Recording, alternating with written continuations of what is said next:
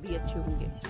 मैंने सोचा कि क्यों ना रेगुलर वीडियोस के साथ छोटी छोटी वीडियोस की एक ऐसी सीरीज की शुरुआत की जाए जो कि आज के समय की ज़रूरत है। जिस तरह से हम चाह कर भी कोविड पीरियड को भुला नहीं पाते, उस पीरियड को याद कर आज भी एक अजीब सी घुटन होती है।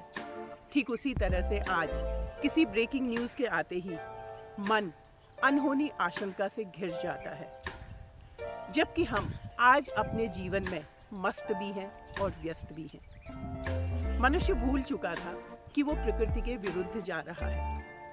जिस रफ्तार से पर्यावरणीय परिवर्तन हो रहे हैं, उससे आज वैज्ञानिक भी अचंभित हैं।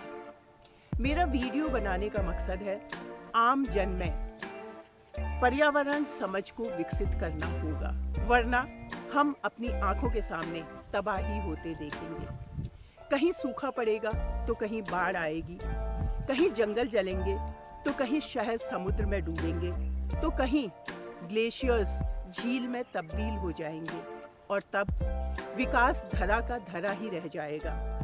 और तब हम निकलेंगे उन जगहों की तलाश में जहां जीने की उम्मीद अभी भी बाकी बची हो। आने दे।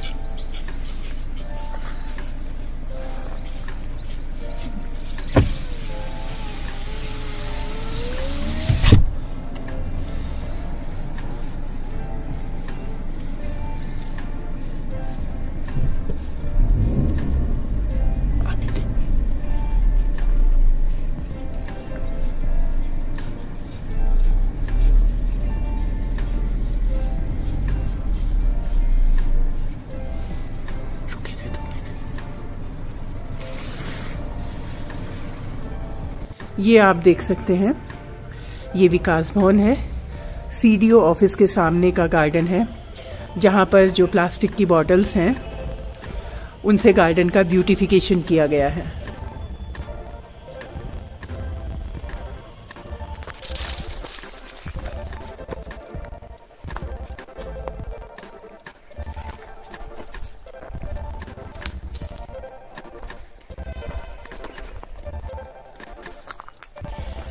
सर, कोई काउंट है इनका कि आपने कितने चाल खाल बनाए हैं? 250 से ऊपर।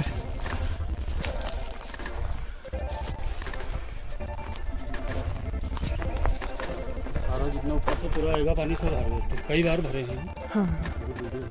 पहाड़ी का जितना पानी आएगा ना, अभी और इसमें संभावनाएं बहुत हैं अभी।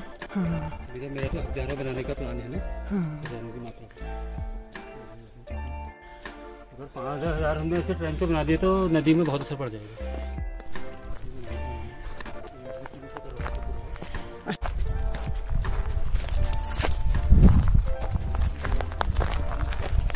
ये ऊपर स्लोप से आ रहा है।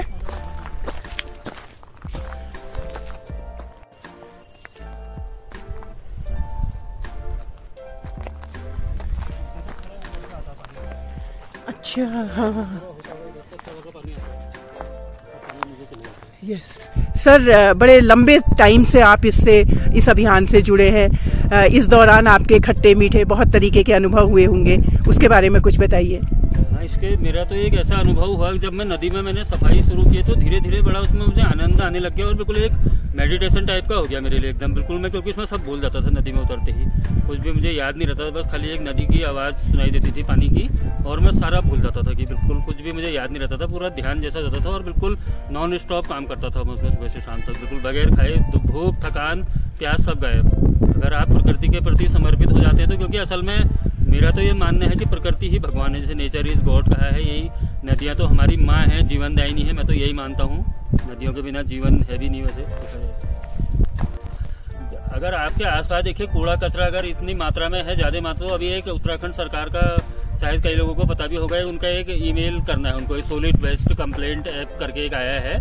तो उसमें अगर आप कहीं पर जो कूड़ा आपके आसपास है उसको अगर आप ईमेल करेंगे तो उसमें 24 घंटे में उसका भी निस्तारण हो रहा है। मैं करीब 6-7 जगह से हटवा चुका हूँ कूड़ा अभी रिसेंट 2 महीने में डाल के जगह जगह का। तो ये भी है। और एक मैं तो ये कहता हूँ, कहीं पर आपको कूड़ा दिख रहा है अपने आसपास, उसको आप सोशल मीडिया में डाल दीजिए, किसी प्रधान को टैग कर दीजिए, चेयरमैन को टैग कर दीजिए, कुछ ना कुछ होगी उसमें कार्रवाई। ऐसी बात नहीं है, उसमें कमेंट आते हैं और उसमें जाता है अधिकारियों का ध्यान। ट्विटर पे भी डाल सकते हैं आप, उससे भी होते हैं काम। हमने कई जगह कहीं बंद टॉयलेट खुलवाए, कहीं अव्यवस्था थी उनमें, शौचालयों में पानी नहीं था, ये चीजें भी कराई, कोई कई सालों से बंद थे।